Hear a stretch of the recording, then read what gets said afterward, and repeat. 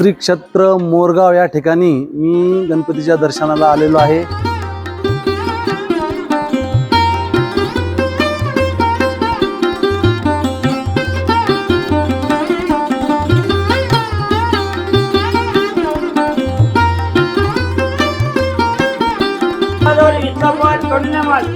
बंधू भगिनींनो, आता काही मिनिटांमध्ये आपण मयुरेश्वराचं दर्शन घेण्यासाठी मंदिरात जात आहोत आणि किती छान वाटतं या ठिकाणी की सर्व दुकानं पुष्पहार प्रसादाने सजलेली आहेत।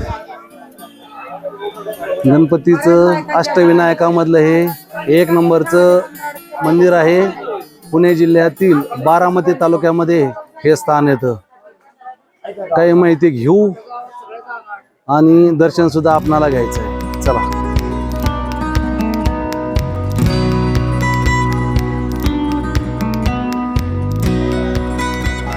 मुख्य मंदिरामध्ये आपणाला आता दर्शनाला जायचंय, पण भव्य प्रवेशद्वार आपण पाहू शकता।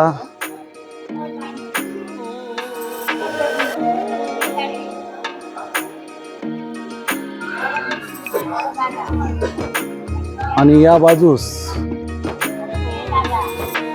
मयुरेश्वर मंदिर श्री क्षेत्र मोरगाव असा मोठा बोर्ड ही आपणाला दिसतोय आणि प्रवेशद्वारावर भगवा ध्वज डावलाने फडकताना आपणाला दिसतोय। चला, दर्शन घ्यायचं आपल्याला।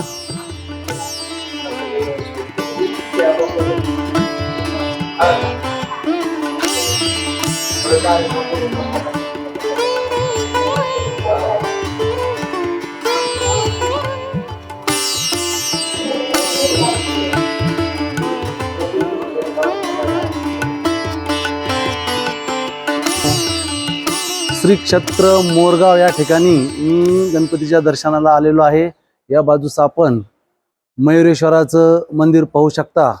आणि मी व्हिडिओ सुरू करताना आपणास सांगितलं होतं की आपण गणपती म्हणल्याच्या नंतर पुढं मोरया म्हणतो। त्याचं कारण आहे की गणपतीचा एक असीम भक्त संत मोरया गोसाई यांनी चिंतामणीचा जो गणपती आहे थेऊर या ठिकाणी जाऊन तपश्चर्या केली आणि तपश्चर्या केल्याच्या नंतर चिंतामणी या ठिकाणी मोरगावला आले। मोरया गोसाईने त्यांचं हे मोठं मंदिर बांधलं 17व्या शतकामध्ये।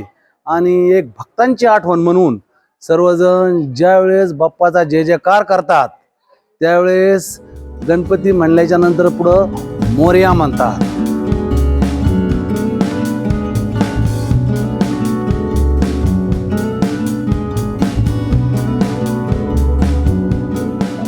मोरगावचा हा मयुरेश्वर गणपती, त्याचं आपण दर्शन घेतो।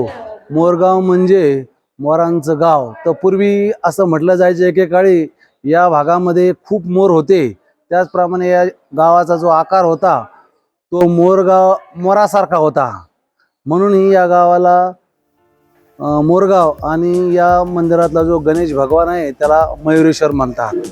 काही माहिती घेतली मित्रांनो, आता दर्शन बी घेतलंय। चला, या ठिकाणी अजून काय काय आहे ते आपण पाहू। गणपती बाप्पा मोरया। मित्रांनो, आता 3:30 वाजलेत आणि मी जो मोरगावचा मयुरेश्वर गणपती आहे, जो अष्टविनायकापैकी एक नंबरचा गणपती, मंदिरामध्ये जाऊन दर्शन घेतलेलं आहे। आणि दुपारचा वेळ, काही ऊन असून सुद्धा या ठिकाणी जे भक्त आलेत त्यांच्यामध्ये एक मोठा उत्साह दिसून येतोय। आणि जवळपास 5 दिवसापासून मी महाराष्ट्राचं पर्यटन करतोय, वेगवेगळे तीर्थक्षेत्र आणि काही पर्यटन स्थळही पाहिलेत। आणि आता हा शेवटचा पर्यटन स्थळ किंवा ठिकाण आहे की या ठिकाणावरून मी आता घरी जाणार आहेत।